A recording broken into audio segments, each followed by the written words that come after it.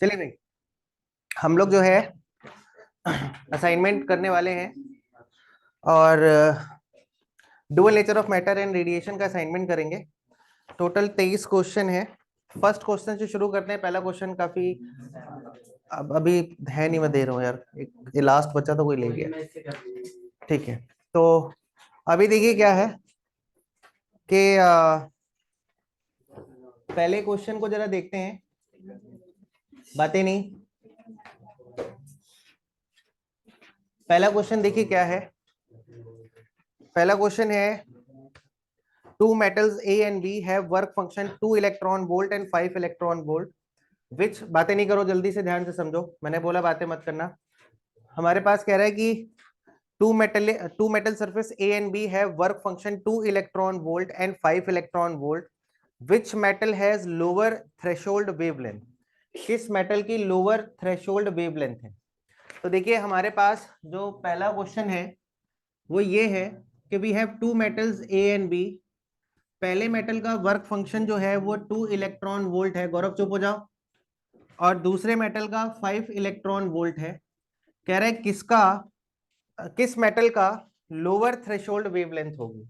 अब lower threshold wavelength, threshold frequency, ये सब किससे रिलेट होते हैं? ये सब रिलेट होते हैं वर्क फंक्शन से। ठीक है, तो अब देखिए कैसे इस क्वेश्चन को सॉल्व करना है। वी नो दैट के वर्क फंक्शन का फॉर्मूला होता है W is equal to H nu naught. क्या होता है? H nu not. तो यानी कि W इज इक्वल टू क्या हो जाएगा? H C by lambda naught. H C by lambda naught. तो ये चीज ये शो करा रहा है कि work function is directly proportional to lambda naught, inversely proportional to what? Lambda naught. Work function किसके इनवर्सली प्रोपोर्शनल आ गया? लैम्डा नॉट के। तो आपसे पूछा है कि किस मेटल का लोअर थ्रेशोल्ड वेवलेंथ है। तो अब वर्क फंक्शन से अगर इनवर्स रिलेशन आया है, यानी जिसका वर्क फंक्शन ज्यादा उसकी वेवलेंथ कम, जिसका वर्क फंक्शन कम उसकी वेवलेंथ ज्यादा, तो आपको साफ साफ दिखाई पड़ रहा है कि work function of B is greater than work function of A. So threshold wavelength of B is less than threshold wavelength of A. मेरी बात समझ गए? यानी कि किसका वेवलेंथ कम होगा? बी का। और किसका वेवलेंथ ज्यादा होगा? ए का। Threshold wavelength. समझ गए? सिंपल क्वेश्चन है, बोर्ड्स में आया हुआ क्वेश्चन है, जल्दी से लिखिए। क्वेश्चन नंबर 1 था ये, फटाफट लिखिए इसे। क्वेश्चन नंबर फर्स्ट था ये।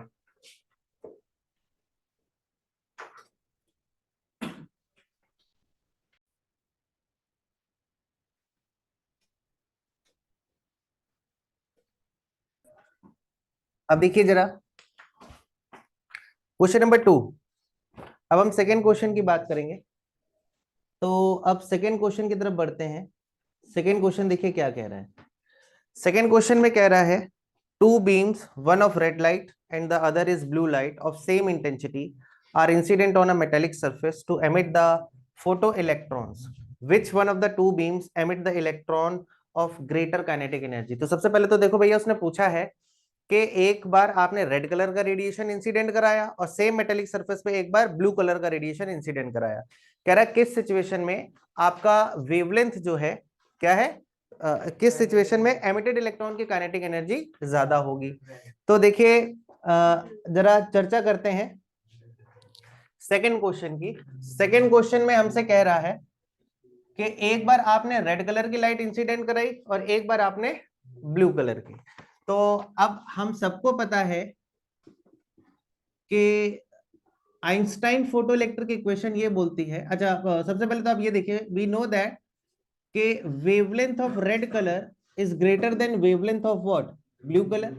रेड कलर की वेवलेंथ ब्लू कलर की वेवलेंथ से क्या होती है? ज्यादा होती है। अच्छा, energy of radiation, energy of radiation. तो रेडिएशन की एनर्जी अगर बात करी जाए, तो एनर्जी ऑफ रेडिएशन की अगर मैं चर्चा करूं तो उसका फॉर्मूला हमें पता है कि E इज इक्वल टू होता है एच न्यू, या फिर हम बोल सकते हैं E is equal to H c by lambda. E is equal to क्या होता है? H C by lambda. अब एक बात बताइए कि अगर E is equal to H C by lambda होता है तो इसका मतलब कि अगर एनर्जी जो है, आपको साफ साफ दिखाई पड़ रहा है कि energy of radiation is inversely proportional to wavelength.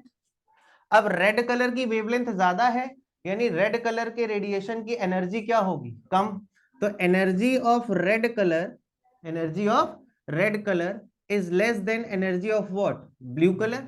Blue colour के रेडिएशन की एनर्जी इसका मतलब ज्यादा होगी और रेड कलर के रेडिएशन की एनर्जी क्या होगी, कम। अब हमसे पूछा क्या है कि कौन सा रेडिएशन ज्यादा एनर्जी का इलेक्ट्रॉन एमिट करेगा।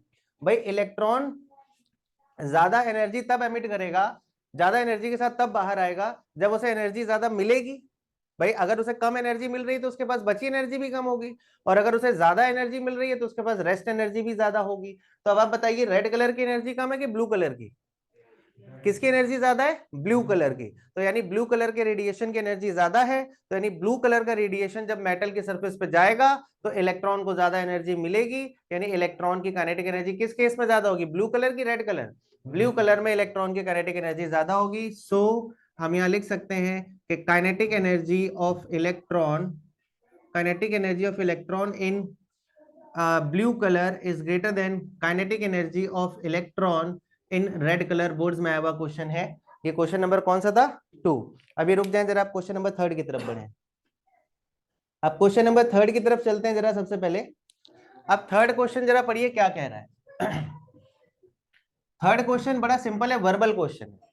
थर्ड क्वेश्चन अगर आप ध्यान से देखें तो कह रहा है कि given graph shows the variation of photocurrent and applied potential for the two different photosensitive surfaces for the two different intensities of incident radiation.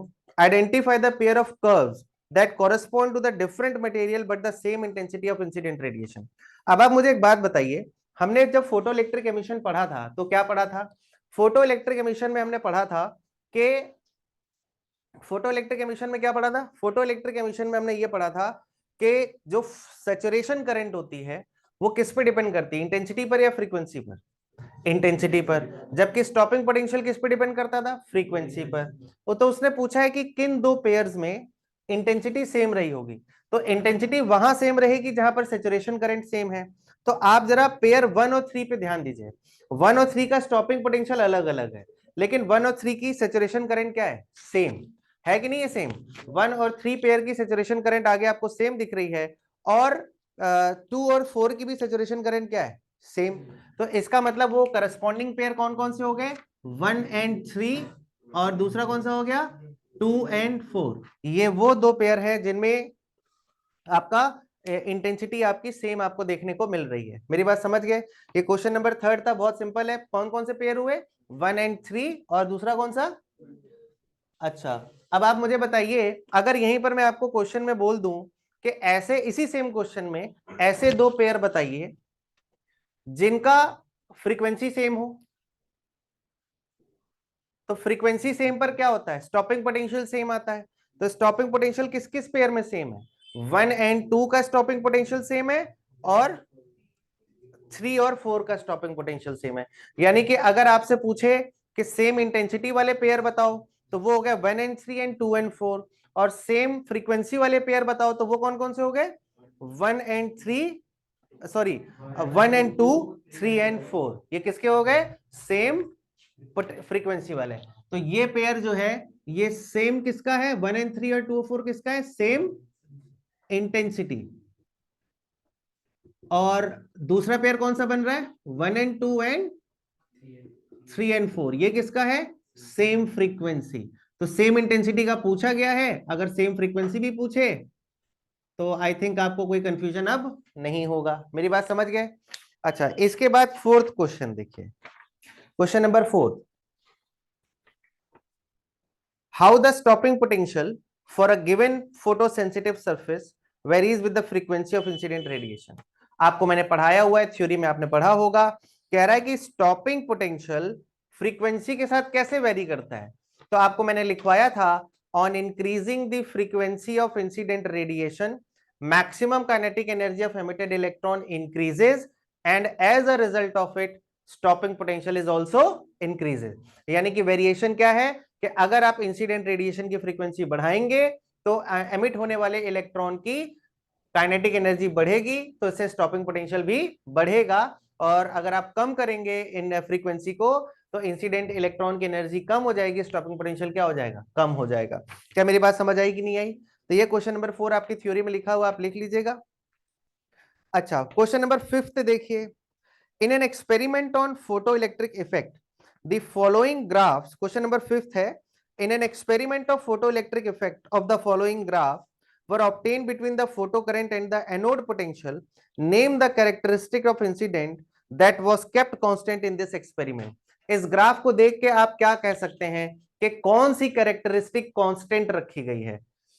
अब आप देखिए इस, हाँ, फ्रीक्वेंसी की इंटेंसिटी, फ्रीक्वेंसी क्यों, क्योंकि देखिए सैचुरेशन करंट अलग अलग है, ठीक है, लेकिन सबका स्टॉपिंग पोटेंशियल क्या है, सेम। और स्टॉपिंग पोटेंशियल सेम तभी आता है जब फ्रीक्वेंसी क्या हो, सेम, यानी तीनों रेडिएशन की फ्रीक्वेंसी सेम रही है। मेरी बात समझ गए, यहां तक क्लियर है। अब क्वेश्चन नंबर 6 पर आइए, draw the graph of, question number 6 पढ़िए, draw the graph of variation of de Broglie wavelength and momentum of electron. De Broglie wavelength and momentum of electron के बीच का हमें ग्राफ बनाना है। तो आपको पता है कि क्वेश्चन नंबर 6 है, डी ब्रोगली वेवलेंथ का मोमेंटम के साथ रिलेशन क्या होता है, h/p, यानी de Broglie wavelength is inversely proportional to 1/p, यानी कि डी ब्रोगली वेवलेंथ, और अगर आपको स्टॉपिंग पोटेंशियल लीनियर मोमेंटम का ग्राफ बनाना है तो ऐसे जाता है। मेरी बात समझ गया, ऑल्दो मैंने आपको थ्योरी में ये बनवाया हुआ है, बट न्यूमेरिकल्स में आपको दोबारा मैंने बता दिया, ठीक है। तो जरा इसे लिख लीजिए, दो क्वेश्चंस को जल्दी लिखिए स्पीड में, ताकि समय बचे, ताकि समय बचे।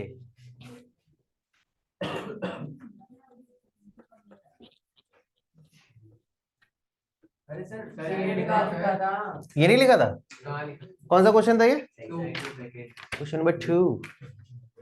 चलो रिकॉर्डिंग में देख लेना। लिख देता हूं, wavelength of red colour is greater then wavelength of blue colour, ठीक।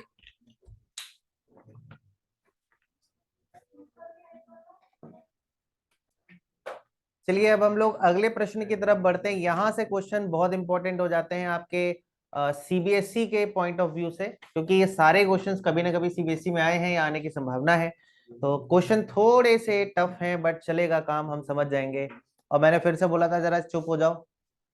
अब देखिए क्वेश्चन नंबर 7 से हम लोग शुरू करते हैं। अभी तो थोड़े इजी इजी क्वेश्चन है। क्वेश्चन नंबर 7 क्या कह रहा है, two lines A and B shows the variation of de Broglie wavelength with the potential for the two particles carrying the same charge. Which one of the following two represent a particle of smaller mass? आपके सामने D Broglie wavelength lambda और किसका graph बनकर आया है, de Broglie wavelength और किसका graph बनकर आया है, पोटेंशियल का। कह रहा है कि बताइए कि इसमें से जो है कौन से, किस पार्टिकल का मास स्मॉलर होगा। अब देखिए इस प्रश्न को कैसे किया जाए, आइए जरा समझते हैं। देखिए अब यहां से क्वेश्चंस थोड़े से, अभी तो खैर इतने खास इंपॉर्टेंट नहीं है, लेकिन हाँ इंपॉर्टेंट, मतलब यहां से थोड़ा सा कॉन्सेंट्रेट होके समझिए और इन क्वेश्चंस को जरूर कर लीजिएगा। खासतौर से 15 नंबर क्वेश्चन के बाद से लेके आगे के जितने क्वेश्चन है वो बहुत ज्यादा इंपॉर्टेंट है। कोई ना कोई एक क्वेश्चन 3 नंबर का आपके एग्जाम में जरूर आएगा। खैर अभी हम लोग सबसे पहले क्वेश्चन नंबर जो है 7th की बात करते हैं, जरा ध्यान से देखिए। क्वेश्चन नंबर 7 हमसे ये कह रहा है कि यहां पर हमारे सामने एक ग्राफ बनकर आया है जिसमें de Broglie wavelength lambda B versus 1/√v यानी पोटेंशियल का स्क्वायर रूट का ग्राफ है। आपको भी याद है ये ग्राफ मैंने बताया था कैसा होता है, स्ट्रेट लाइन। उसने बोला दो ग्राफ है, एक ये और एक ये पॉइंट, ये ग्राफ ए पार्टिकल के लिए, ये ग्राफ बी पार्टिकल के लिए। उसने आपसे एक बड़ी सिंपल सी चीज पूछी है कि इस ग्राफ में किसका जो है मास कम होगा, स्मॉलर मास होगा। तो देखिए सबसे पहले तो एक बात यहां पर हम क्वेश्चन में देखिए, डी ब्रोगली वेवलेंथ और पोटेंशियल के बीच का ग्राफ, और डी ब्रोगली वेवलेंथ का पोटेंशियल के साथ क्या रिलेशन है, हम लोग थ्योरी में पढ़ चुके हैं कि डी ब्रोगली वेवलेंथ का जो रिलेशन होता है पोटेंशियल के साथ, lambda B is equal to h/√2 QVm, जहां पर Q क्या होता है, चार्ज, V क्या होता है पोटेंशियल, M क्या होता है मास। उसने बोला कि चार्ज दोनों पार्टिकल्स में सेम है, तो सबसे पहले जो चीजें कांस्टेंट है उन्हें अलग कर लीजिए। Lambda B is equal to H upon square root 2 की वैल्यू काफी समय से 2 आ रही है, चार्ज सेम है, ठीक है, और ये पूरा पूरा क्या बन गया कांस्टेंट। तो दूसरे ब्रैकेट में क्या बचेगा 1 upon square root v m, 1 upon square root v m. अच्छा, किसी भी ग्राफ से दो चीजें कैलकुलेट करी जा सकती हैं, एक एरिया और दूसरा स्लोप। तो एरिया मतलब this multiplied by this, sorry slope का, अच्छा एरिया का मतलब हो गया कि ट्रायंगल या रेक्टेंगल जो फॉर्म हो रहा है उसका एरिया। लेकिन यहां पर देखो डी ब्रोगली वेवलेंथ और 1/√v के बीच में कैसे रिलेशन निकाला जाए। तो आप देखो इसका एंगल कितना है थीटा ए, और इसका एंगल कितना है थीटा बी, और शायद इस एंगल को स्लोप बोलते हैं। क्या बोलते हैं स्लोप। और स्लोप मतलब क्या होता है परपेंडिकुलर अपॉन बेस। भाई स्लोप का एक ही फंडा याद रखो कि perpendicular upon base, perpendicular upon base, यानी lambda B divided by 1/√v। तो अगर आपको इस ग्राफ का स्लोप निकालना है तो दिस डिवाइडेड बाय दिस करना पड़ेगा। तो यहां से देखिए क्या करेंगे लैम्डा, अच्छा एक छोटा सा काम करते हैं, इतना डिटेल में लिखने की जरूरत नहीं, मैं स्टेप बाय स्टेप समझा रहा हूं इसलिए ऐसा लिख रहा हूं। इसे के मान लिया, तो lambda B is equal to k 1/√v अलग कर लिया और 1/√m अलग कर लिया। भाई दोनों प्रोडक्ट में थे, अलग अलग कर लिया। अब इसको उठा के इक्वल साइन के इस तरफ ले आओ, तो लैम्डा बी अपॉन 1 बाई क्या हो जाएगा root v is equal to k 1/√m। अब बताओ लैम्डा बी अपॉन 1/√v क्या हो जाएगा slope of this graph. Lambda B upon 1/√v क्या हो जाएगा स्लोप ऑफ दिस ग्राफ, यानी कि ये आपका हो जाएगा, यानी कि यहां से पता चला कि slope of this graph is k times 1/√m, यानी कि slope of this graph is inversely proportional to 1/√m, यानी जिसका स्लोप ज्यादा उसका मास कम, जिसका स्लोप कम उसका मास ज्यादा। तो अब बताइए इन दोनों ग्राफ में किसका स्लोप कम है, यानी कि theta B is greater than theta A है, यानी कि slope of B is greater than slope of what A, और जिसका स्लोप ज्यादा उसका मास कम, यानी mass of B is less than mass of A. यही आपका आंसर था, यही आपसे पूछा गया था कि किसका मास कम है, यानी बी पार्टिकल का मास कम और ए पार्टिकल का मास क्या है ज्यादा। मेरी बात समझ गए, ये बहुत ही इंपॉर्टेंट क्वेश्चन है, ये काफी बार पूछा गया है और फिर से आ सकता है। अब इसके बाद जरा नेक्स्ट क्वेश्चन की तरफ बढ़िए, पहले जल्दी जल्दी हमें क्वेश्चंस करने हैं, ठीक है। अब नेक्स्ट क्वेश्चन की तरफ बढ़िए। नेक्स्ट क्वेश्चन हमारा है क्वेश्चन नंबर कौन सा है 8। अब क्वेश्चन नंबर 8 की तरफ बढ़ते हैं, इसको जरा ध्यान से समझते हैं। D Broglie wavelength associated with electron accelerated through potential v is lambda, what will be its new wavelength if accelerating potential is increased to 4v। मतलब कि आपका एक्सेलरेटिंग पोटेंशियल जब v था तो डी ब्रोगली वेवलेंथ लैम्डा आई, कह रहा है कि जब एक्सेलरेटिंग पोटेंशियल 4v हो जाएगा तब डी ब्रोगली वेवलेंथ कितनी आएगी। तो भाई डी ब्रोगली वेवलेंथ और पोटेंशियल के बीच का अगर आपको रिलेशन पता है तो इस क्वेश्चन में आपको किसी प्रकार की कोई प्रॉब्लम नहीं होगी। क्या है रिलेशन जरा आइए देखते हैं। वी नो दैट मतलब हम नहीं जानते हैं, हम क्या नहीं जानते हैं जीवन का रहस्य क्या, कि lambda B is equal to होता है h upon square root 2 q v m. अरे होता है कि नहीं होता है ना। और इलेक्ट्रॉन का चार्ज सेम होता है कि नहीं होता है, ठीक।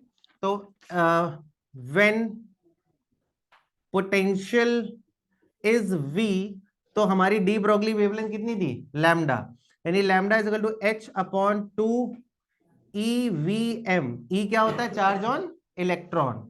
और इसके बाद अगला चीज क्या उसने बोली when potential becomes what 4v, तब हमारी वेवलेंथ सपोज कितनी हो गई लैम्डा डैश। तो lambda dash is equal to क्या हो जाएगा h upon square root 2 e, और v की जगह क्या आ जाएगा 4v into M. 4 square root से बाहर आके क्या हो जाएगा 4 स्क्वायर रूट से बाहर आके क्या हो जाएगा 2, यानी कि 1/2 of 1/2 times of h upon square root 2 EVM।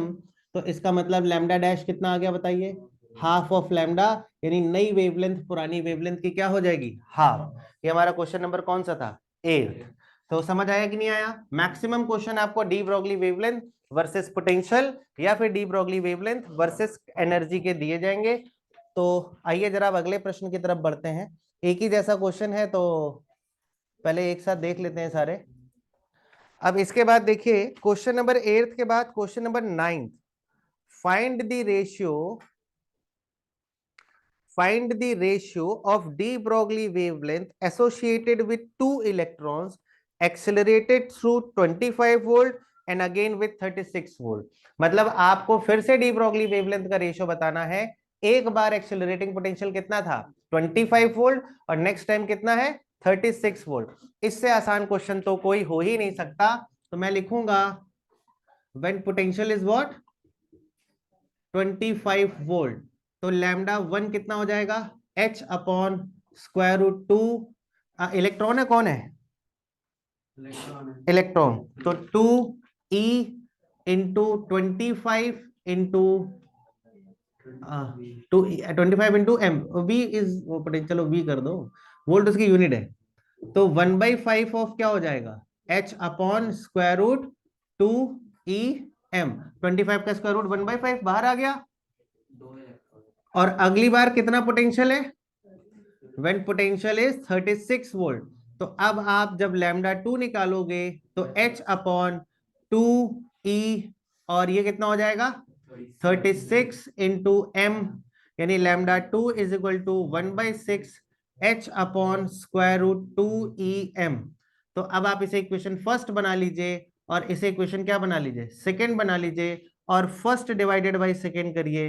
तो जब फर्स्ट डिवाइडेड बाई सेकंड करोगे तो क्या आएगा बताइए, 6/5 रेशियो आ जाएगा, बाकी सब कैंसिल हो जाएगा। समझ आया कि नहीं आया।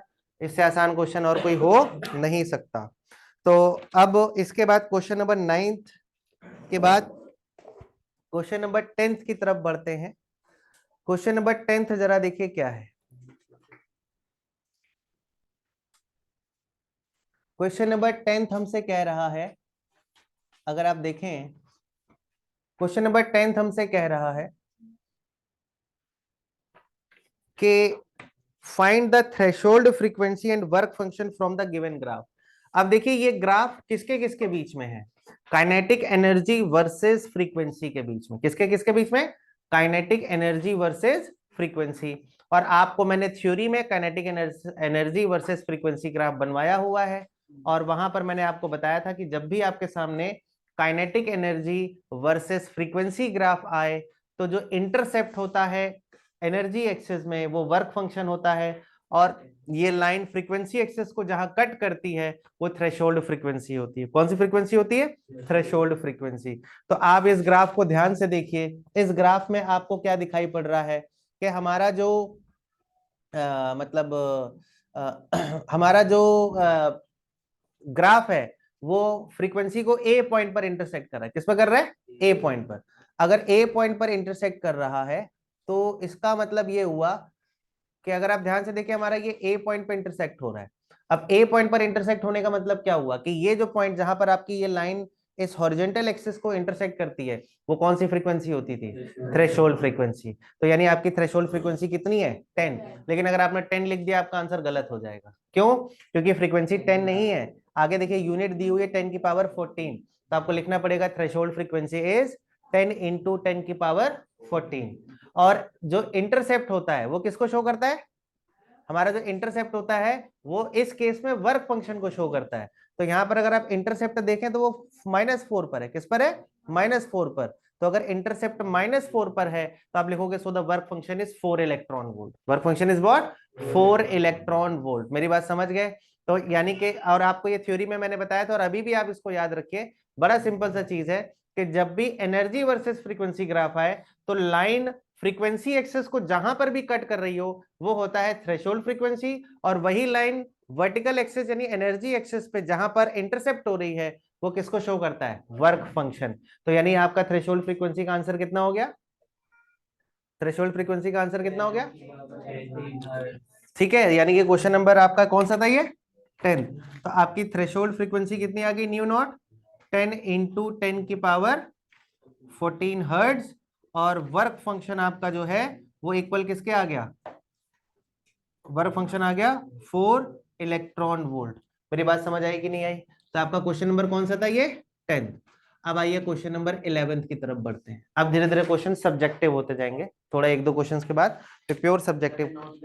पहले रुक जाइए, लास्ट क्वेश्चन कर लूं, फिर ये लास्ट लाइन भर दूं फिर, ठीक है। अब जरा देखिए क्वेश्चन नंबर, बढ़ते हैं हम लोग क्वेश्चन नंबर 10 की तरफ, 11 की तरफ बढ़ते हैं। क्वेश्चन नंबर 11 क्या कह रहा है? क्वेश्चन नंबर 11 कह रहा है कि आपका, क्वेश्चन नंबर 11 कह रहा है monochromatic light of frequency 6 into 10 का 14 hertz is produced by laser. एक मोनोक्रोमेटिक लाइट है जिसकी फ्रीक्वेंसी 6 इंटू 10 पर 14 हर्ट्ज है।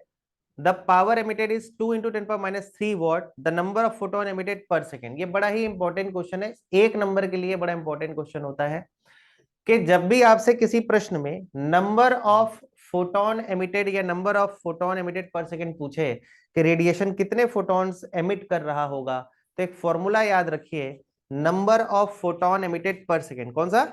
नंबर ऑफ फोटॉन्स एमिटेड पर सेकेंड, नंबर ऑफ फोटॉन्स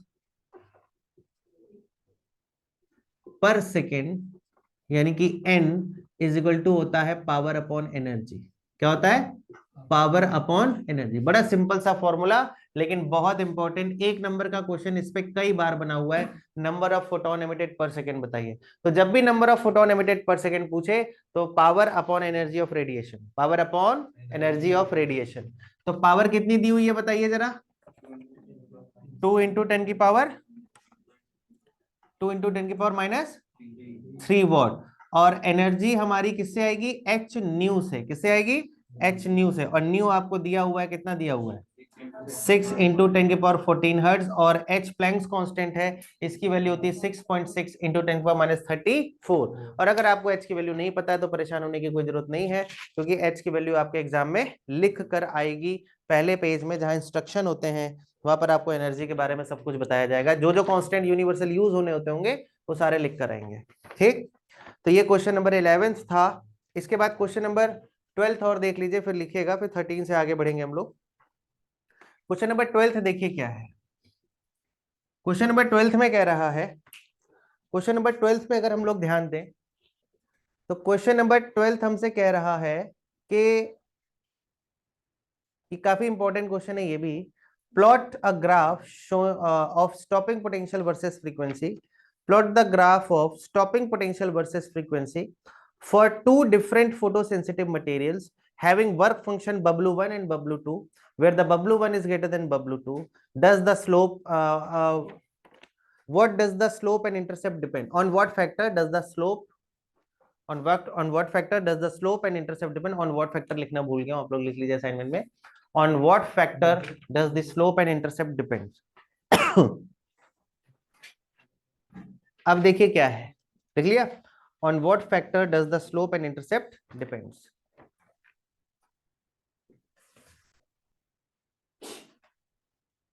अरे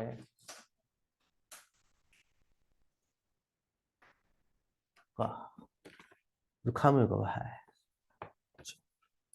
अच्छा, अब आप सबको मैंने stopping potential versus frequency graph भी बताया है। जैसा ग्राफ एनर्जी वर्सेस फ्रीक्वेंसी है ऊपर वाले में, सेम यही graph stopping potential versus frequency भी होता है। बस फर्क क्या हो जाता है, जहां पर एनर्जी लिखा है वहां पर स्टॉपिंग पोटेंशियल हो जाता है, फ्रीक्वेंसी तो सेम रहता है और इंटरसेप्ट की वैल्यूज चेंज हो जाती है।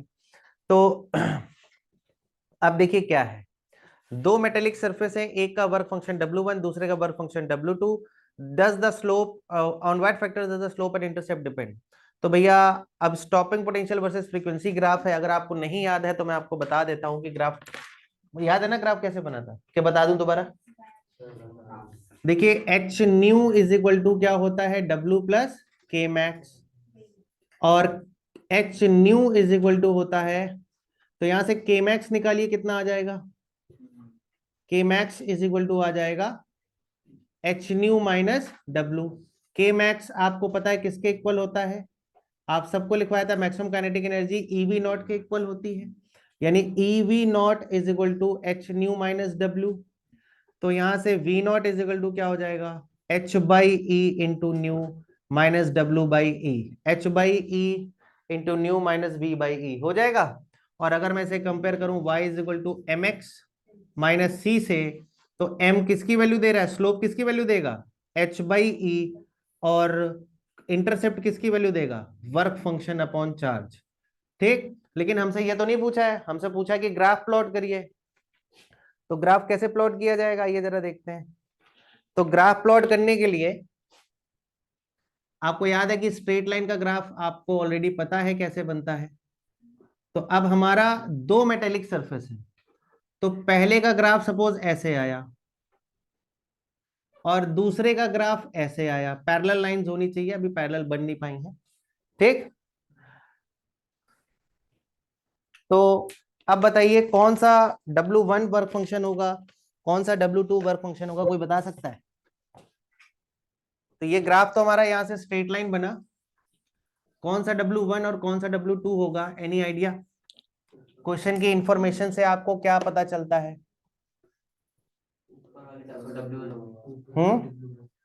ऊपर वाली W1 और नीचे वाली W2, बिल्कुल सही जवाब।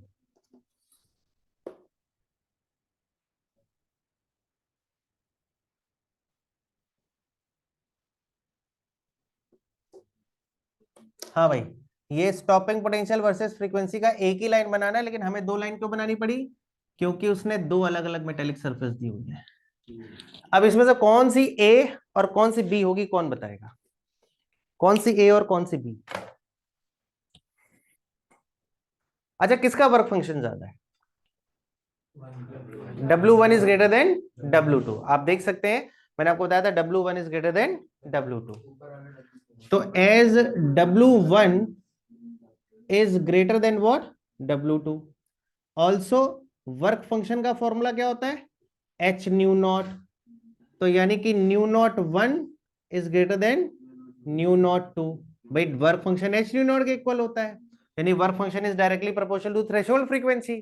तो इसका मतलब न्यू नॉट 1 किससे बड़ा होगा, न्यू नॉट 2 से।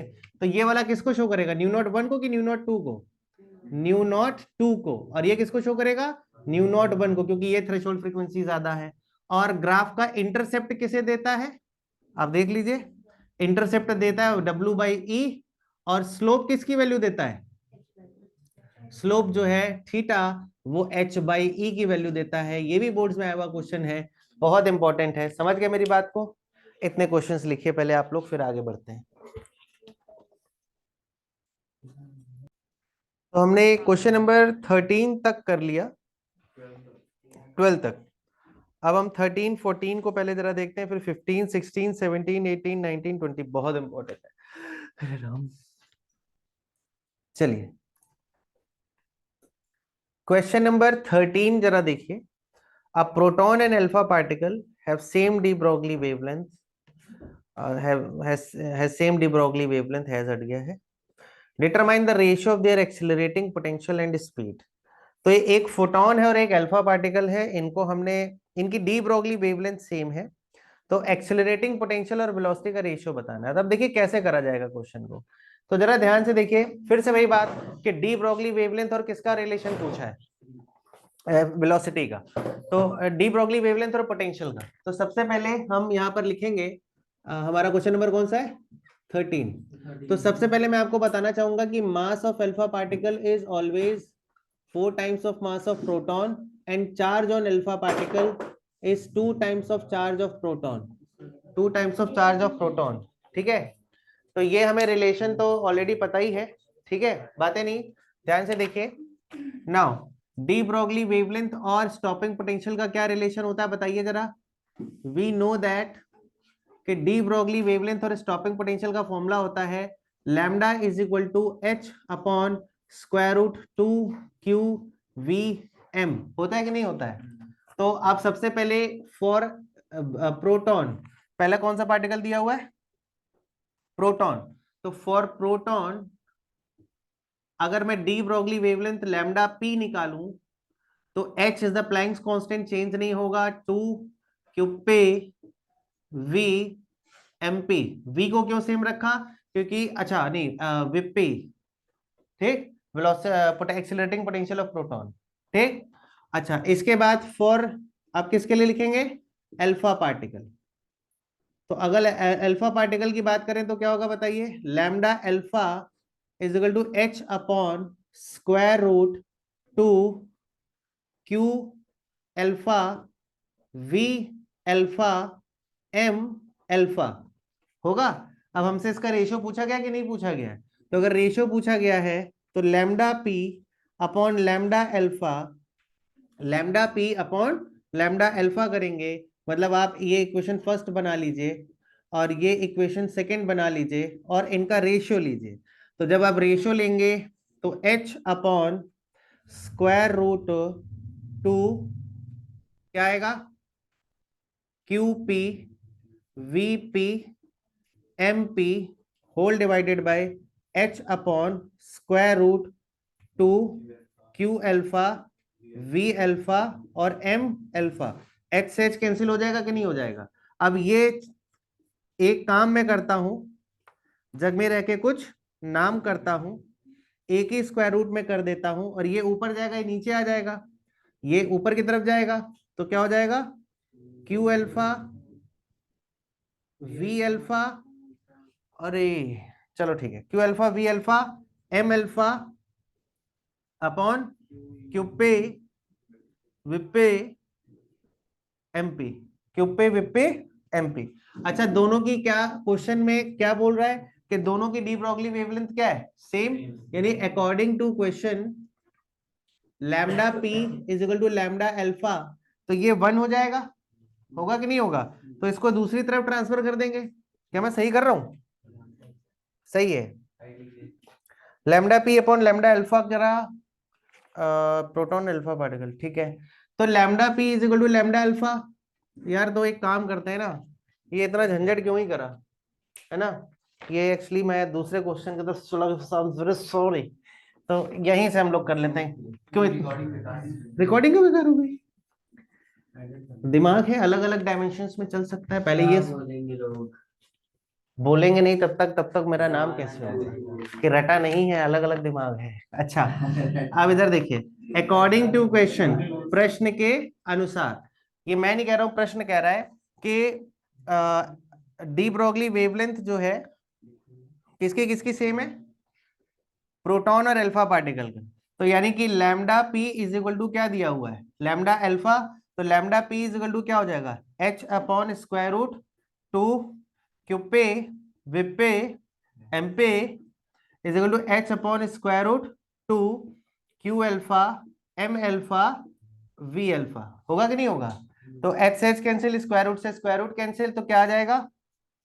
क्यूपी, हालांकि ये इधर और ये इधर जाएगा और 2 से 2 भी कैंसिल हो जाएगा, तो Q alpha M alpha we alpha is equal to क्या आ जाएगा? QP विपे MP. अब सारे रिप्लेसमेंट कर देते हैं। तो बताइए अल्फा पार्टिकल का चार्ज प्रोटॉन का क्या होता है? 2 टाइम्स होता है। तो 2 times of charge of proton M alpha, 2 times of charge of proton into M alpha. अच्छा मास कितना होता है जरा बताइए? 4 times of mass of proton into we alpha is equal to, इधर क्या आ जाएगा? QP विपे MP. एमपी क्यूपी से एमपी क्यूपी क्या हो गया? कैंसिल, 4 टू सा कितना हो गया? 8, यानी कि 8 into we alpha is equal to VP. तो इसको इधर ले जाओ तो विपे यानी पोटेंशियल ऑफ, यानी कि potential of proton is to potential of alpha particle is 8:1, ठीक।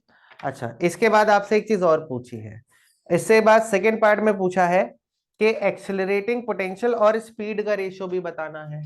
तो सेकेंड पार्ट कैसे करेंगे? डी ब्रॉगली वेवलेंथ और स्पीड का रिलेशन क्या होता है? Lambda is equal to H upon M v, होता है कि नहीं होता है? सबसे पहला फॉर्मूला तो यही आया था, एच अपॉन एम वी। तो फॉर प्रोटॉन, फॉर क्या लिखेंगे? प्रोटॉन। अब आप बताइए प्रोटॉन की de Broglie wavelength lambda P is equal to H upon m p into v p होगा कि नहीं होगा? जहां पर ये वाला वी कौन सा है, ये वाला वी क्या है, वेलोसिटी, और ये वाला वी क्या था, पोटेंशियल। ठीक, अच्छा फॉर अल्फा पार्टिकल क्या होगा बताइए? अगर मैं अल्फा पार्टिकल की बात करूं तो lambda alpha is equal to H upon m alpha into we alpha. ठीक, अब इन दोनों को इक्वेट कर दीजिए, क्योंकि क्वेश्चन में क्या कह रहा है, according to question lambda P is equal to क्या है, लैम्डा अल्फा। तो h upon m p into v p is equal to H upon m alpha into we alpha. Cancel हो गया। तो अब आप एक काम करिए, वीपी को इधर ले जाइए, ये इधर जाएगा, तो क्या हो जाएगा, v p by v alpha is equal to m alpha by m p. और एम अल्फा कितना होता है, 4 times of m p upon m p. M p cut गए, मेंबर ऑफ पार्लियामेंटम। तो v p upon v alpha is equal to क्या आ गया, 4/1, यानी कि कितना आंसर आया, 4:1। क्लियर हुई मेरी बात की नहीं हुई? अच्छा, अच्छा प्रश्न है, धीरे धीरे सब्जेक्टिव हो जाएंगे। अब थोड़ा आराम से क्वेश्चंस को समझते हैं। चलिए क्वेश्चन नंबर 14, ये आप खुद करिएगा। क्वेश्चन नंबर 14 बहुत आसान है। ऐसा क्वेश्चन आप अभी पिछले इसी सेम है असाइनमेंट में, क्वेश्चन नंबर 8th और 9th ऐसा ही था। तो आई थिंक आपने अगर 8th और 9th समझ आ गया है तो आपके लिए इसको समझना कोई बहुत बड़ा टास्क नहीं है। क्वेश्चन नंबर किसको, 14 को, कि find the ratio of de Broglie wavelength associated with proton accelerated through 125 volt and alpha particle accelerated through 64 volt। कर पाएंगे? तो पहले आप किसकी कैलकुलेशन करेंगे, प्रोटॉन की, फिर किसकी कैलकुलेशन करेंगे, अल्फा पार्टिकल की। जब प्रोटॉन की कैलकुलेशन करोगे तो पोटेंशियल कितना रखोगे बताओ, 125 वोल्ट, और जब अल्फा पार्टिकल की करोगे तो कितना रखोगे, 64 वोल्ट। और रेशियो कैलकुलेट कर लोगे, सॉल्व करके दिखा दूं क्या एक बार, पक्का कर लोगे ना, समझ गए? ठीक है, तो अब इसके बाद अगले प्रश्न की तरफ बढ़ते हैं। अगला प्रश्न है क्वेश्चन नंबर 15, यहां से इंपॉर्टेंट शुरू हो जाता है, जरा देखिए। क्वेश्चन नंबर 15 कह रहा है the threshold frequency of a metal is F not when the light of frequency 2f naught is incident on the metal plate, maximum velocity of electron is v1. When the frequency is increased by 5f naught, maximum velocity of electron is v2. Find the ratio of v1 and v2। तो देखिए क्या है, threshold frequency दे रखी है। तो अगर आपको threshold frequency पता है यानी वर्क फंक्शन पता है, क्या पता है, वर्क फंक्शन। अब इस क्वेश्चन में आपसे कह रहा है कि पहले एक बार आपने 2f0, थ्रेशोल्ड फ्रीक्वेंसी f0 है, तो पहले आपने 2f0 फ्रीक्वेंसी का रेडिएशन इंसिडेंट कराया, और फिर कितने का, 5f0 का। तो जब आपने 2f0 फ्रीक्वेंसी का रेडिएशन इंसिडेंट कराया उस वक्त की वेलोसिटी, और जब 5f0 का आपने रेडिएशन इंसिडेंट कराया उस वक्त की वेलोसिटी का रेशियो निकालना है। क्या निकालना है, रेशियो। तो रेशियो कैसे निकाला जाएगा, आइए जरा देखते हैं। बहुत ही आसान प्रश्न है। तो क्वेश्चन नंबर 15 है, वी नो दैट, मतलब हम नहीं जानते हैं, हम क्या नहीं जानते हैं, कि डी ब्रोगली वेवलेंथ, कौन सी wavelength, de bro sorry, we know that Einstein photoelectric equation होती है H nu is equal to W plus के मैक्स। इस क्वेश्चन में कहीं भी आपसे उसने डी ब्रोगली वेवलेंथ की बात नहीं करी। तो जब डी ब्रोगली वेवलेंथ की बात नहीं करी तो आपको ऑब्वियस सी बात है उसकी इक्वेशन का यूज नहीं करना है। इस चैप्टर में दो ही इक्वेशन है, डी ब्रोगली वेव और आइंस्टाइन फोटो इलेक्ट्रिक इक्वेशन। तो यहाँ पर कहीं भी उसने चर्चा डी ब्रोगली वेव की नहीं करी है, तो आपको उसकी नहीं, इस इक्वेशन की जरूरत। अच्छा देखिए, एक छोटी सी चीज है, हम लोग फ्रीक्वेंसी न्यू लेते हैं और इस क्वेश्चन में वो एफ नॉट कह रहा है, यानी फ्रीक्वेंसी को किससे डिनोट कर रहे हैं, एफ से। यानी कि सेम इक्वेशन को हम किससे शो कर सकते हैं, अगर मैं फ्रीक्वेंसी की जगह एफ लिख दूं। अच्छा पहले एक बात बताइए, h nu is equal to, work function का फॉर्मूला क्या होता है, एच न्यू नॉट प्लस क्या हो जाएगा, के मैक्स। अब आप बताइए इसको मैं h f is equal to h f nought plus के मैक्स कर दूं, अरे कर दो कि नहीं कर दो? तो अब इसी इक्वेशन का यूज करते हुए हमें अपने इस क्वेश्चन को सॉल्व करना है। तो सबसे पहले देखिए, व्हेन f is 2f0, यानी कि जो इंसिडेंट रेडिएशन आ रहा है उसकी फ्रीक्वेंसी कितनी है 2f0। तो जब 2f0 फ्रीक्वेंसी है तो यहां जब f की जगह 2f0 करोगे तो कितना हो जाएगा, ये 2f0 is equal to h f0 plus k1 plus क्या कर दिया k1, तो ये 2hf0 हो जाएगा। अब जब इसको उठा के इधर ले जाओगे तो इससे माइनस हो जाएगा, तो 2hf0 माइनस hf0 कितना आ जाएगा, hf0 आ जाएगा, यानी पहली काइनेटिक एनर्जी हमें पता चलेगी। अच्छा, फिर इसके बाद क्या आएगा, when frequency f is what 5f0, जब फ्रीक्वेंसी 5f0 है तब क्या होगा बताइए जरा, तब इस इक्वेशन से क्या हो जाएगा, h into 5f0 is equal to hf0 plus k max यानी k2। अब ये 5hf0 ये hf0, जब इसको इधर माइनस करोगे तो कितना बचेगा k2, k2 बचेगा 4hf0, कितना बचेगा 4hf0, हाँ ना बोलना पड़ेगा।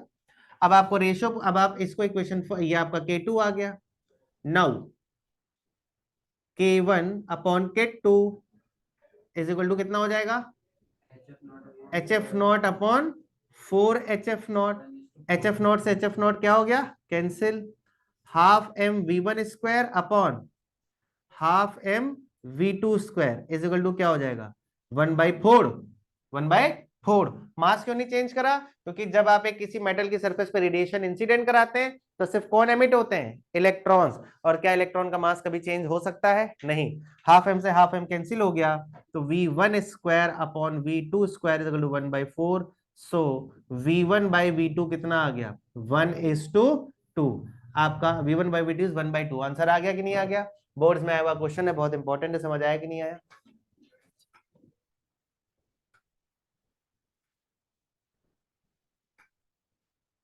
क्वेश्चन नंबर 16 बहुत ही इंपॉर्टेंट, ये मैं पूरे करूंगा, आप लोग को जाना चले जाएगा, रिकॉर्डिंग देख लेना, कोई दिक्कत नहीं। अब जरा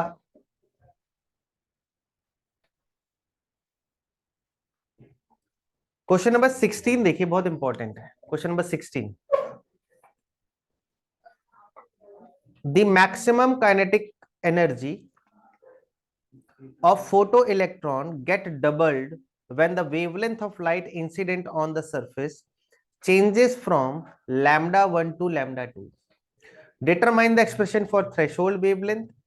Find the work function of the metal surface. मतलब क्या है कि वो क्वेश्चन में कह रहा है कि एक फोटो सेंसिटिव मटेरियल पे जब आप लैम्डा 1 वेवलेंथ का रेडिएशन इंसिडेंट कराते हैं तब जो भी काइनेटिक एनर्जी आती है, ठीक है, लैम्डा 2 वेवलेंथ पर वो डबल हो जाती है। क्या हो जाती है, मतलब मान लो लैम्डा 1 पर अगर k काइनेटिक एनर्जी आ रही है एमिटेड इलेक्ट्रॉन की, तो लैम्डा 2 पे कितनी हो जाएगी 2k, क्या हो जाएगी 2k।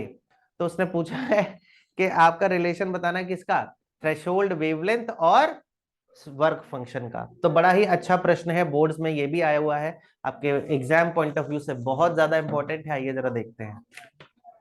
तो अच्छा बताइए, फिर से हम प्रश्न की शुरुआत वहीं से करेंगे। वी नो दैट, मतलब हम जीवन का कौन सा रहस्य नहीं जान पाए कि H nu is equal to होता है डब्ल्यू प्लस के मैक्स, हाँ ना बोलो, ठीक। तो एच न्यू यानी कि H nu is equal to हो जाएगा, वर्क फंक्शन का फॉर्मूला क्या होता है एच न्यू नॉट प्लस के मैक्स। अब चूंकि वेवलेंथ की बात कर रहे हैं तो H C by lambda is equal to H C by lambda not plus के max by nu is equal to C by lambda होता है कि नहीं होता है, क्यों, क्योंकि न्यू का फॉर्मूला होता है सी बाय लैम्डा, ठीक। Don't take tension, just pay attention, feel like home, ठीक है। Nu is equal to C by lambda, ठीक। अच्छा बेटे, बादल्स द क्लाउड, में ना पानी मिलता है। पानी जब पढ़ाई करते हैं बिल्कुल भी अपनी जगह से नहीं हिलते हैं, घर में सिखाया था कि नहीं, घर में अगर पढ़ाई करने बैठो एग्जाम में थोड़ी थोड़ी देर में घर वाले चाटा धर देते हैं, बैठ एक जगह बैठ कर, नहीं हमारे घर तो ऐसे ही करते हैं, अरे पानी दे देंगे लेकिन बार बार नहीं देंगे, है तो मतलब ऐश अभी से कराई जा रही तुम्हारे घर में आराम से पढ़िए, कोई दिक्कत नहीं है। दुबई में जैसे बताते हैं ना पेपर होता है तो उसमें चाय भी पूछते हैं, कोल्ड ड्रिंक भी पूछते हैं, बर्गर भी देते हैं, हाँ ऐसा मैंने पढ़ा था कहीं, दुबई जा रहा हूँ अपने यहाँ करके देखना गुरुजी पेपर टफ है, थोड़ा सा चाय मंगा दीजिए।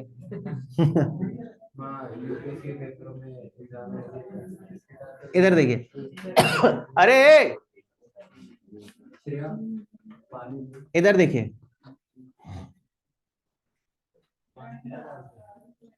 when wavelength is what, lambda 1, क्या है?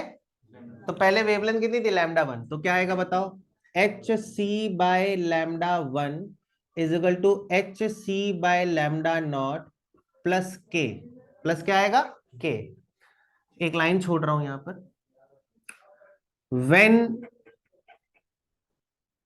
wavelength of incident radiation is lambda 2 is what, lambda 2, तब क्या इक्वेशन बनेगी? H C by lambda 2 is equal to H C by nought plus 2k। उसने बोला कि जब लैम्डा 2 वेवलेंथ हो जाएगी तो आपकी वेवलेंथ क्या हो जाती है? काइनेटिक एनर्जी डबल हो जाती है। अब मैं करता हूं क्या, यहां से k की वैल्यू निकालता हूं। तो H C by lambda 1 minus h C by lambda nought, मैं इसको उठा के इधर ले गया तो माइनस हो जाएगा। अब ये k की वैल्यू आप उठा के इधर रख दीजिए। जब आप k की वैल्यू यहां पर रखेंगे तो क्या हो जाएगा बताइए? H C by lambda 2 is equal to H C by lambda not plus 2 times of h C by lambda 1 minus h C by lambda nought. पहले तो एक चीज ध्यान से देखो, यहां से एच सी कॉमन, यहां से एच सी कॉमन, यहां से एच सी कॉमन, और यहां से इन चारों से कितना कॉमन आ रहा है? H c. तो सब कैंसिल हो जाएगा, नहीं समझे? एच सी बराबर 1 by lambda 2 is equal to 1 by lambda nought, 1 by lambda 2 is equal to 1 by lambda not plus 2 lambda 1 plus 2 lambda 1 minus 2 lambda nought. हाँ ना बोलो? अच्छा, तो अभी ये बताओ क्या आ जाएगा? 1 by lambda 2 is equal to, ये माइनस होके कितना बचेगा? Minus 1 by lambda nought. समझ गए मेरी बात को? अब एक छोटा सा काम करो, जग में रखे कुछ नाम करो, इसको यहां भेज दो, इसको यहां भेज दो, ये नेगेटिव से क्या हो जाएगा? पॉजिटिव, और ये दूसरी तरफ आके माइनस हो जाएगा। क्या हो जाएगा? माइनस। आया क्या? 1 by lambda 2 is equal to 1 by lambda nought is equal to 2 by lambda 1 minus 1 by lambda 2। तो 1 by lambda nought is equal to क्या हो जाएगा? क्या एलसीएम आ जाएगा? लैम्डा 1 लैम्डा 2 छो लैम्डा छो माइनस लैम्डा 1, तो लैम्डा नॉट कितना आ गया? Lambda 1 lambda 2 lambda 2 lambda 1। Boards में आया प्रश्न है ये, मैं मतलब ऐसी हवाबाजी में नहीं है, इंपॉर्टेंट, समझ गए ना? अब इसमें एक और चीज उसने पूछी है। क्या पूछा है? ये देखो, हर लिखे पड़े हैं खुशी खुशी में, हर्षोल्लास में। इधर देखिए, सेकंड पार्ट है वर्क फंक्शन। वर्क फंक्शन क्या होता है? एच न्यू नॉट, यानी क्या होता है? H C by lambda nought. अब भैया लैम्डा नॉट की वैल्यू उठा के यहाँ रख दो। अरे तो ये वो रिवर्स हो जाएगा कि नहीं हो जाएगा? तो बबलू का हो जाएगा एच सी, और क्या आ जाएगा? 2 lambda 2 minus lambda 1 upon lambda 1 into lambda 2। तुम्हारे एग्जाम में आया हुआ क्वेश्चन है, दोबारा आ गवा तो घूम जाऊंगी, है ना? इसलिए जरा अच्छे से इन क्वेश्चंस की प्रैक्टिस कर लीजिएगा। लिखिए, वो बात अलग थी जब कहते थे कि डुअल नेचर से बहुत आसान प्रश्न आते हैं, ये अभी के क्वेश्चंस हैं। पहले जो पहले पेज के करे ना, ये प्राचीन समय में आते थे, अब ये आधुनिक समय के क्वेश्चन हैं। चलो ठीक, क्या कर सकते हैं, 100 रुपए माफ। चलिए भाई, 16 के बाद अब हम लोग आते हैं 17, 18, 19। ये 3 क्वेश्चन भी बहुत इंपॉर्टेंट है, और इसके बाद फिर आगे के क्वेश्चन बहुत आसान है, वो आप चाहो तो, मतलब 20 भी इंपॉर्टेंट है।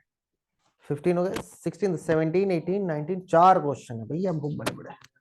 चलिए देखिए जल्दी जल्दी करते हैं, ठीक है, 4 क्वेश्चन हो जाए फिर चले जाना, बाकी देख लेना, 2 हो जाए।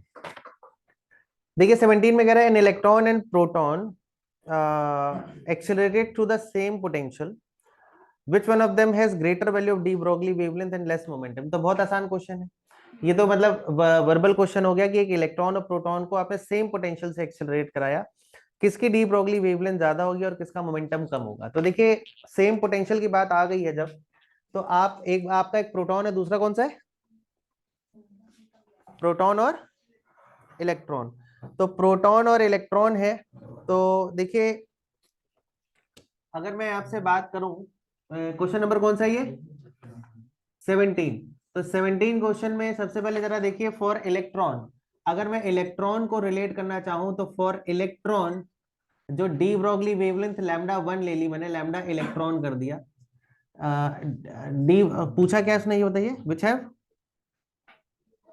शॉर्टर, तो lambda E is equal to H upon square root. अब चूंकि सेम पोटेंशियल से एक्सेलरेट कराया है तो पोटेंशियल वाला फॉर्मूला भी यूज करना पड़ेगा, तो square root 2 E v and mass of electron, ठीक। और फॉर प्रोटॉन क्या होगा बताइए, अगर मैं प्रोटॉन की बात करूं तो प्रोटॉन के लिए हो जाएगा lambda P is equal to H upon square root 2, charge तो सेम होता है, मैग्नीट्यूड ऑफ चार्ज तो सेम रहता है, तो v, और यहां पर हो जाएगा क्या, m p, mass of proton. तो अब आप एक काम करिए, now lambda e upon lambda p निकालिए। तो जब आप lambda e upon lambda p निकालेंगे तो lambda e upon lambda p क्या हो जाएगा, H upon square root 2 E v mass of electron whole divided by h upon square root 2 E v mass of proton. H से H cancel, 2 से 2 cancel, e से e cancel, v से v cancel, तो overall lambda e upon lambda p, ठीक है, is equal to क्या आ जाएगा बताइए, square root of m p by m e. अब आपको पता है कि as mass of proton is greater than what, mass of electron, और ये रेशियो आपस में सेम आ रहा है। तो जब दो रेशियो सेम होते हैं तो इसका मतलब अगर इसका न्यूमरेटर इसके डिनोमिनेटर से बड़ा है तो इसका न्यूमरेटर भी इसके डिनोमिनेटर से बड़ा होगा, यानी lambda E is greater than what, lambda E, lambda P. और याद रखना जिसका मास कम होता है ना उसकी डी ब्रोगली वेवलेंथ क्या होती है, ज्यादा, जितना कम मास होगा डी ब्रोगली वेवलेंथ उतनी ज्यादा होगी, ठीक। मेरी बात समझ गए। तो हम वैसे इसको बड़े आसान क्वेश्चन से भी कर सकते थे, अगर वो आपसे सिर्फ इतना पूछता है कि प्रोटॉन और इलेक्ट्रॉन में किसकी डी ब्रोगली वेवलेंथ ज्यादा है, तो आप lambda equal to H upon M v से करते हैं, पर m is mass, v is velocity. अच्छा नहीं तो सेम वेलोसिटी देना चाहिए था, क्या इसी से ही आपको करना पड़ेगा, समझ गए मेरी बात को। अच्छा इसके बाद इसने एक चीज और पूछी है, उसने पूछा है कि किसकी लेस मोमेंटम किसका होगा। अब जरा मैं आपको एक छोटी सी चीज बताता हूं, हमने बातें नहीं, डी ब्रोगली वेवलेंथ के कौन कौन से फॉर्मूले पढ़े थे, h by p which is equal to h by m v which is equal to h by square root 2 q v m which is equal to h upon square root 2 k m। ये kinetic energy, ये potential. तो अच्छा बताइए यहाँ पर ये denominator किसको show कर रहा है, मोमेंटम को, तो ये भी किसको शो करेगा, मोमेंटम को, ये भी किसको शो करेगा, मोमेंटम को, ये भी किसे शो करेगा। यानी मोमेंटम के हमारे पास कितने फॉर्मूले डी ब्रोगली वेवलेंथ में, m v mass into velocity which is equal to square root 2 q v m, ये भी लीनियर मोमेंटम का फॉर्मूला है, और ये भी फॉर्मूला है 2 के एम। तो ये आप याद रख सकते हैं कि डी ब्रोगली वेवलेंथ के इतने फॉर्मूले आपके सामने हैं। तो अब उसने पूछा कि विच हैव शॉर्टर शॉर्टर मोमेंटम, तो मोमेंटम और पोटेंशियल का रिलेशन तो यही है, अरे हाँ ना बोलो यार। तो एज सेकेंड पार्ट हम शुरू कर रहे हैं, s p is equal to square root 2 q v m.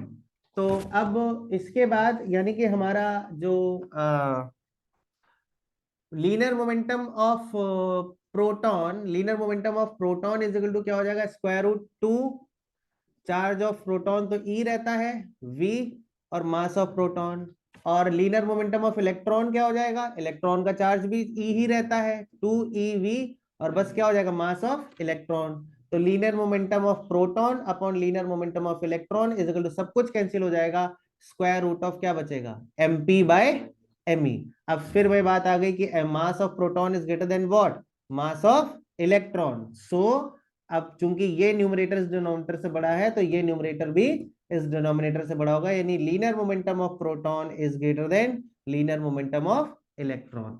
तो आप चाहें तो, ठीक है ना, तो समझ गए ना मेरी बात को। तो इसको मैं हटा रहा हूं, आप रिकॉर्डिंग में जाके ये फॉर्मूला लिख लीजिएगा। ठीक, तो हमारा ये कौन सा क्वेश्चन हो गया, क्वेश्चन नंबर 17। अब आइए 18, 19, 20 थोड़ा सा आपकी धड़कनें बढ़ा देंगे, बड़े बड़े क्वेश्चन है। तो 18 क्वेश्चन की चर्चा करते हैं, आइए जरा देखते हैं 18 क्वेश्चन क्या है। जल्दी जल्दी मैं बताता हूँ, ध्यान से सुनिएगा। 18 क्वेश्चन पर आइए। अब 18th क्वेश्चन में आपसे कह रहा है, ये भी काफी इंपॉर्टेंट, 18, 19, 20 ये तीन बहुत इंपॉर्टेंट क्वेश्चन है, तीनों बोर्ड्स में आए हुए हैं। तो 18th क्वेश्चन आपसे कह रहा है Why the de Broglie wave associated with the football is not visible। मैं आपको जवाब बता चुका हूं कि फुटबॉल का मास बहुत ज्यादा होता है और डी ब्रोगली वेवलेंथ का फॉर्मूला होता है lambda is equal to H upon MV, यानी de Broglie wavelength is inversely proportional to mass. तो चूंकि फुटबॉल का मास बहुत ज्यादा है तो उसकी डी ब्रोगली वेवलेंथ क्या हो जाएगी, कम, विच इज नॉट विजिबल। ठीक, यानी जितना छोटा इलेक्ट्रिक चार्ज पार्टिकल होगा उसकी डी ब्रोगली वेवलेंथ उतनी बढ़ जाएगी। ये तो खैर बहुत सिंपल सा हो गया। इसका सेकंड पार्ट देखिए, the wavelength of photon and D Broglie wavelength of electron has same value. मतलब फोटोन की वेवलेंथ और de Broglie wavelength of electron same values रखते हैं।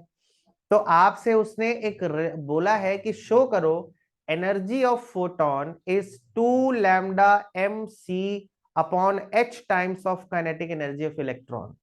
ठीक, अब आइए जरा इसको देखते हैं क्या है। प्रश्न समझ गया क्या है, क्या क्या सेम है, फोटोन की वेवलेंथ और de Broglie wavelength of electron same है। आपसे पूछा गया है कि आप बताइए कि क्या पूछा गया कि एनर्जी ऑफ फोटोन इज इतना times of energy of electron. तो आइए हम जरा इसको सॉल्व करते हैं। सबसे पहले देखते हैं, हाँ हाँ कर लीजिए।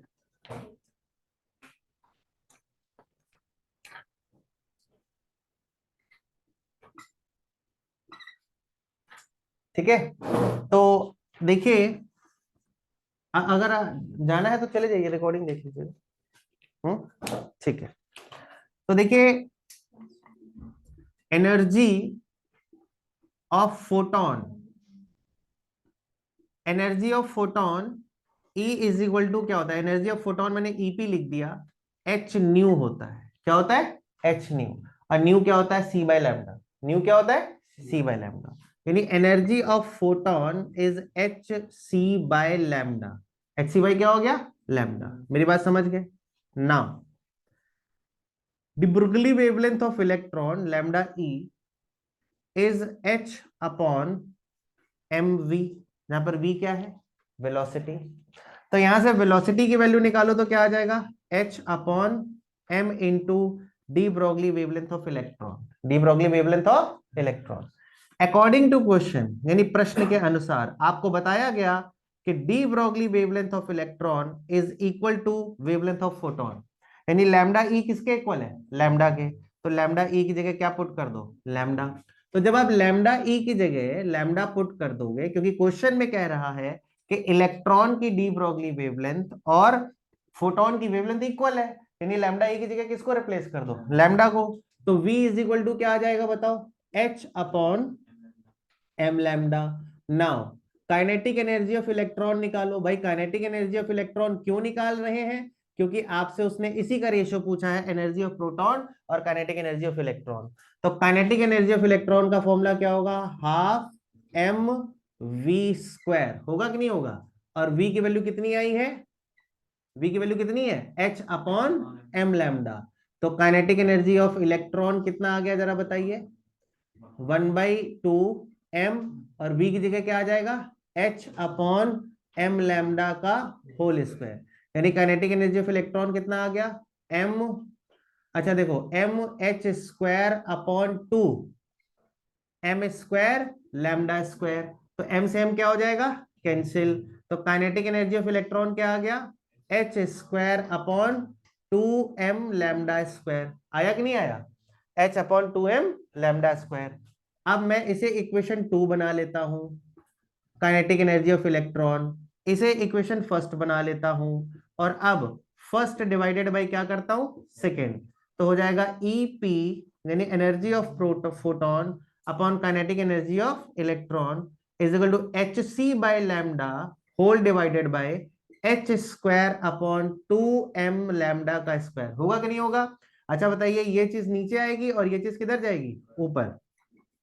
तो ईपी यानी energy of photon upon kinetic energy of electron is H C by lambda into 2m lambda square by h square, 2m lambda square by h square. अब बताइए, एक एच से एक एच क्या हो जाएगा, कैंसिल, एक लैम्डा से एक लैम्डा क्या हो जाएगा, कैंसिल। तो ईपी यानी energy of photon upon kinetic energy of electron is 2m H C by lambda. आ गया कि नहीं आ गया? अब इसको उठा के दूसरी तरफ भेज दीजिए, तो क्या आया फाइनल आंसर बताइए। फाइनल आंसर आया energy of photon is 2hmc by lambda times of kinetic energy of electron. कुछ गड़बड़ हो गई फिर वो यहाँ है? ऊपर न्यूमरेटर में, हाँ वहीं पे ही अच्छा, ये लैम्डा होगा, एच की जगह अबे पगला होगा। एच से एच कैंसिल नहीं हुआ, हाँ, तो 2m लैम्डा इंटू सी है ना, 2m लैम्डा, नीचे और नीचे क्या आ जाएगा? अच्छा, वही तो लिखा है। वही तो लिखा है। तो ओवरऑल क्या आया, 2m lambda c upon h times of kinetic energy. यही प्रूफ करना था, जरा देखो यही है, 2 लैम्डा, ठीक है। अच्छा, आइए 19, कौन सा है 19 देखिए, an electromagnetic wave of wavelength lambda is incident on photosensitive surface of work function of, actually इसमें थोड़ा सा एडिट है, नेग्लिजिबल वर्क फंक्शन लिखिए, इसमें थोड़ा सा एडिट है, मैं लिखना भूल गया हूं। तो जरा आप क्वेश्चन नंबर 19 देखिए और इसको री एडिट कर लीजिए क्वेश्चन को। An electromagnetic wave of wavelength lambda is incident on a photosensitive surface of negligible work function, of negligible work function, of negligible work function. Photoelectron emitted from the surface have de Broglie wavelength lambda 1. Show that lambda is equal to 2mc upon h times of lambda 1 का square. ठीक है, तैयार है? नहीं जाना है? जाओ, जिनको जाना है चले जाओ, ताकि फिर मैं क्लास को कंटिन्यू करूं। जाना है चले जाओ, रिकॉर्डिंग देख शुरू करते हैं, आगे बढ़ते हैं। जब भी जाना हो आप बता दीजिएगा, क्योंकि लेट हो रहा है ऑलरेडी काफी, तो आप लोग में से जिसको भी जाना हो जा सकता है, काफी रात हो गई है। तो देखिए यहाँ पर क्या है, आपसे कह रहा है कि an electromagnetic wave of wavelength lambda, मतलब एक इलेक्ट्रोमैग्नेटिक वेव आ रही है, फोटोसेंसिटिव सरफेस पर आ रही है, और उस सरफेस का वर्क फंक्शन नेग्लिजिबल है। वर्क फंक्शन क्या है, नेग्लिजिबल। कह रहा है फोटो इलेक्ट्रॉन जो एमिट हो रहे हैं उनकी डी ब्रोगली वेवलेंथ लैम्डा, भाई जहां एक चार्ज पार्टिकल आ गया उसकी डी ब्रोगली वेव तो निकाली जा सकती है। तो आपको डी ब्रोगली वेवलेंथ और ये कोई एक रिलेशन सामने दिख रहा है, lambda is equal to 2mc upon h into lambda 1 का स्क्वायर। आइए जरा इसको सॉल्व करने की कोशिश करते हैं।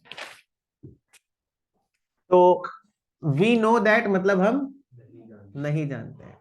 हम क्या नहीं जानते हैं, जीवन का रहस्य, कि आइंस्टाइन फोटोइलेक्ट्रिक इक्वेशन होती है H nu is equal to W plus के मैक्स। के मैक्स होती कि नहीं होती है ना? और इसका नेग्लिजिबल वर्क फंक्शन है, तो नेग्लिजिबल वर्क फंक्शन मतलब इसको निग्लेक्ट कर देंगे, तो के मैक्स इज इक्वल टू क्या आ गया बताइए, एच न्यू। क्या आ गया, यानी कि के मैक्स, अच्छा के मैक्स मतलब काइनेटिक एनर्जी ऑफ इलेक्ट्रॉन, और काइनेटिक एनर्जी लीनियर मोमेंटम का रिलेशन याद है ना आपको, 11th में पढ़ा था, as kinetic energy is p square by 2m। Kinetic energy और लीनियर मोमेंटम के बीच का रिलेशन होता है, काइनेटिक एनर्जी होता है पी स्क्वायर बाई 2m। पता है कि नहीं पता है? नहीं पता है। काइनेटिक एनर्जी का फॉर्मूला क्या होता है, हाफ mv स्क्वायर। m से मल्टीप्लाई और m से क्या कर दो, डिवाइड। ऐसा करने से इक्वेशन बुरा नहीं मानेगी। तो जब m से मल्टीप्लाई करोगे तो क्या हो जाएगा, half m square v square upon m।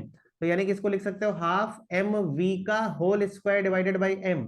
यानी काइनेटिक एनर्जी क्या होती है, p स्क्वायर बाय 2m, क्योंकि mv आपका लीनियर मोमेंटम होता है। mv आपका क्या होता है, लीनियर मोमेंटम। समझ गए मेरी बात को। अच्छा, तो 11th का टॉपिक है, तो याद रखिएगा काइनेटिक एनर्जी का formula p square by 2m होता है। अब देखिए क्या है, kinetic energy p square by 2m होता है। Kinetic energy p square by 2m होता है, and nu is equal to c by lambda. Nu is equal to क्या होता है, यानी p square by 2m is equal to H C by lambda. तो p square is equal to क्या आ जाएगा, 2m H C by lambda. तो p क्या हो जाएगा, square root of 2m H C by lambda. अरे होगा कि नहीं होगा, किसका फॉर्मूला आ गया, लीनियर मोमेंटम का। अरे हाँ ना बोलना पड़ेगा। Now de Broglie wavelength of electron lambda 1, उसने बोला डी ब्रोगली वेवलेंथ इलेक्ट्रॉन की कितनी है, लैम्डा 1। तो लैम्डा 1 कितना दिया हुआ है। अच्छा, डी ब्रोगली वेवलेंथ का फॉर्मूला क्या होता है, जल्दी बताओ क्या हुआ। डी ब्रोगली से तुम लोग हंस रहे हो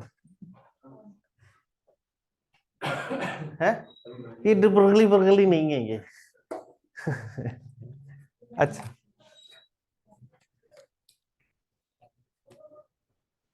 अच्छा, अब बताइए डी ब्रोगली वेवलेंथ का लीनियर मोमेंटम के साथ क्या रिलेशन होता है। डी ब्रोगली वेवलेंथ का लीनियर मोमेंटम के साथ रिलेशन होता है lambda is equal to h by p. हाँ ना बोलना पड़ेगा। अच्छा, अगर ये lambda is equal to h by p होता है तो पी निकाल चुके हो, पी की वैल्यू उठा के यहां रख दो, तो क्या हो जाएगा, lambda 1 is equal to H upon square root of, ये कितना आएगा बताओ, 2m H C by lambda. ये लैम्डा ऊपर ले जा सकते हैं ना। अच्छा एक बार बताओ, अगर h को स्क्वायर रूट के अंदर ले आए तो बुरा तो नहीं मान जाओगे, मान जाओगे ना। अच्छा मान जाओगे तो पूरा बता देता हूँ। अच्छा तो इसको क्या लिख सकते हो, बताओ, lambda 1 is equal to h into square root of lambda upon 2m H c लिखा जा सकता है। अब अगर h को स्क्वायर रूट के अंदर ले जाओगे तो क्या हो जाएगा बताओ, अरे h को स्क्वायर रूट के अंदर ले जाओगे तो क्या हो जाएगा, H square upon 2mc h हो जाएगा। अरे होगा, अरे भैया ये h स्क्वायर रूट के अंदर जाएगा तो स्क्वायर रूट हो जाएगा, स्क्वायर हो जाएगा कि नहीं हो जाएगा। अब ये h से h क्या हो जाएगा, कैंसिल। तो lambda 1 is equal to lambda square root of lambda h upon 2mc, squaring on both side, जब स्क्वायरिंग करोगे तो स्क्वायर रूट हट जाएगा। तो लैम्डा h अपॉन 2mc, तो लैम्डा निकालो क्या आ जाएगा, 2mc bye lambda into lambda 1 का, sorry 2mc by h into lambda 1 का क्या आ जाएगा, स्क्वायर। आप यहां से लैम्डा निकालोगे तो 2mc इधर जाएगा, h अपॉन में जाएगा। यही प्रूफ करना था कि लिख लीजिए, यही प्रूफ करना था आपको, lambda is equal to 2mc upon lambda upon lambda into upon h into lambda 1 का स्क्वायर। बहुत इंपॉर्टेंट क्वेश्चन है बच्चों, बहुत हल्के में मत लेना, खाना बन जाओगे ना सुबह घर में।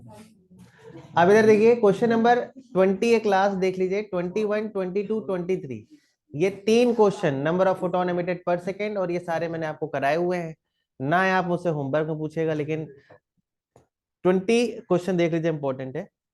When an electron in hydrogen atom jumps from third excited state to ground state, how would the de Broglie wavelength associated with the electron change?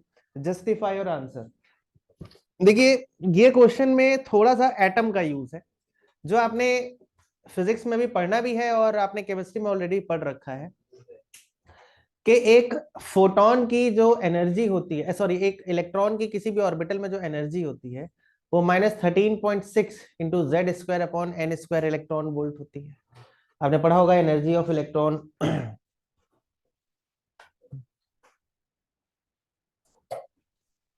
तो देखिए थर्ड एक्साइटेड स्टेट और फर्स्ट एक्साइटेड स्टेट में आया, third excited state से ground state में आया है, proof क्या करना है? How would the de Broglie wave change, यानी कि आपका इलेक्ट्रॉन जब थर्ड एक्साइटेड स्टेट से ग्राउंड स्टेट में आएगा तो डी ब्रोगली वेवलेंथ में क्या चेंज आएगा? अब जरा मेरी बात ध्यान से सुनिए, डी ब्रोगली वेवलेंथ में क्या चेंज आएगा अगर आपको ये पता करना है तो आपको सबसे पहले ये पता होना चाहिए कि ग्राउंड स्टेट मतलब कौन सा ऑर्बिटल। अगर एक इलेक्ट्रॉन में बोलता हूं ग्राउंड स्टेट मतलब कौन सा ऑर्बिटल? फर्स्ट। तो जब फर्स्ट एक्साइटेड स्टेट आएगी तो किसमें? Second orbital. ग्राउंड से जंप करके किस में चला जाएगा? फर्स्ट में। जब सेकंड एक्साइटेड स्टेट आएगी तो थर्ड में चला जाएगा, और जब third orbital state, third excited state आएगी तो फोर्थ। यानी आपका इलेक्ट्रॉन थर्ड एक्साइटेड स्टेट में था, यानी वो फोर्थ ऑर्बिटल में था, और ग्राउंड स्टेट में आया, यानी एन कितना हो गया? 1। अब डी ब्रोगली वेवलेंथ का आपने रिलेशन एनर्जी के साथ देखा, डी ब्रोगली वेवलेंथ का रिलेशन आपने जो है पोटेंशियल के साथ देखा, डी ब्रोगली वेवलेंथ का रिलेशन एब्सोल्यूट टेम्परेचर के साथ देखा, लेकिन नंबर ऑफ ऑर्बिटल के साथ आपने ऐसा कोई रिलेशन नहीं देखा। तो आइए उसी रिलेशन को हम समझने की कोशिश करते हैं, बहुत आसान है। वी नो दैट मतलब हम नहीं जानते हैं, हम क्या नहीं जानते हैं? जीवन का रहस्य। क्या?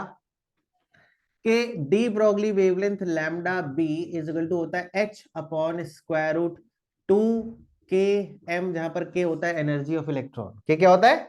Energy of electron. ठीक, वी नो दैट मतलब हम नहीं जानते हैं। हम क्या नहीं जानते हैं?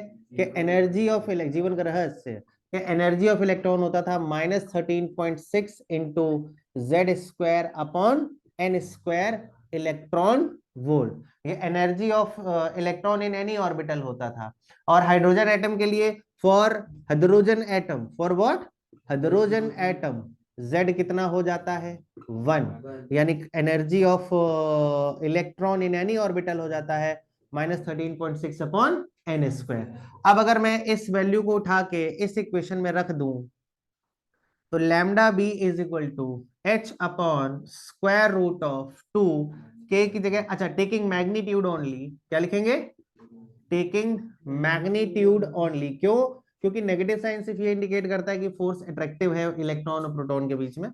तो टेकिंग मैग्नीट्यूड ओनली ये हो जाएगा 13.6 अपॉन क्या? N square. तो मैं लिखूंगा 13.6 अपॉन एन स्क्वायर और इनटू क्या आ जाएगा? m। तो एन स्क्वायर, अरे शांत हो जाओ ये चचा। तो ये एन, अब बताइए lambda B is equal to, तो h upon square root, h upon square root, ये कितना हो जाएगा? नेगेटिव, हम नेगेटिव साइन सिर्फ इग्नोर करेंगे। अच्छा 2 6 12, 2 3 6 7, और ये हो जाएगा ना? पक्का लिखा ना? दो चिंग अच्छा एन स्क्वायर स्क्वायर रूट से बाहर आके क्या हो जाएगा? एन। तो lambda B is equal to क्या हो जाएगा? अच्छा अच्छा पहले एक काम करता हूं, थोड़ा सा सिंप्लीफाइड वे में लिखता हूं। एन स्क्वायर ऊपर चला जाएगा और 27.2 इंटू क्या हो जाएगा? m। तो अब एन स्क्वायर रूट से क्या आ जाएगा? बाहर। तो डी ब्रोगली वेवलेंथ का नंबर ऑफ ऑर्बिटल के साथ चमत्कारी फॉर्मूला आपके सामने आ चुका है, NH अपॉन 27.2 इंटू m। समझे कि नहीं समझे? अब जब इलेक्ट्रॉन थर्ड एक्साइटेड स्टेट में था तो for third state n is equal to कितना होगा? 4। और फॉर ग्राउंड स्टेट कितना होगा?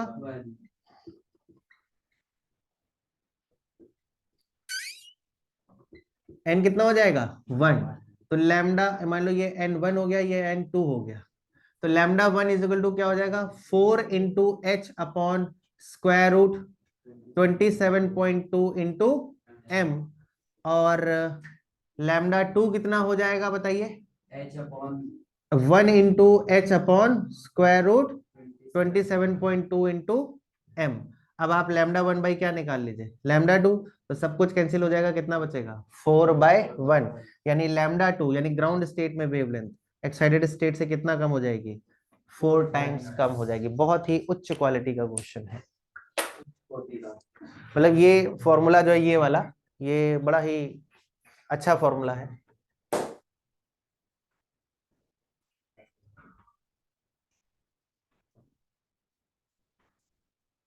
ठीक है। तो ये आपने जो भी क्वेश्चन करे, ये सारे के सारे बहुत इंपॉर्टेंट क्वेश्चन हैं। इसमें जो 3 क्वेश्चन है, ये आपके 3 क्वेश्चन आप देख लीजिए। ये तीनों क्वेश्चन की कैटेगरी मैं आपको करा चुका हूं। इन केस अगर आपको नहीं आता है, 21, 22 और 23 में फिर भी कोई डाउट है, तो आप मुझे मैसेज कर दीजिएगा, मैं आपको ये क्वेश्चन बता दूंगा दोबारा। ठीक है। हाँ, 21, 22, 23 के जरूरी नहीं करना है तो कर लो। देखो 21 इससे ठीक चलो कर लो, चलो बैठ जाओ। 21, 22, 23 भी कर लो। चलो चाहो रे भैया, 9:30 हो गया, चलो ओके। होमवर्क कर लेना, नहीं आएगा तो बता दूंगा, ठीक है। मैसेज कर देना, बता दूंगा।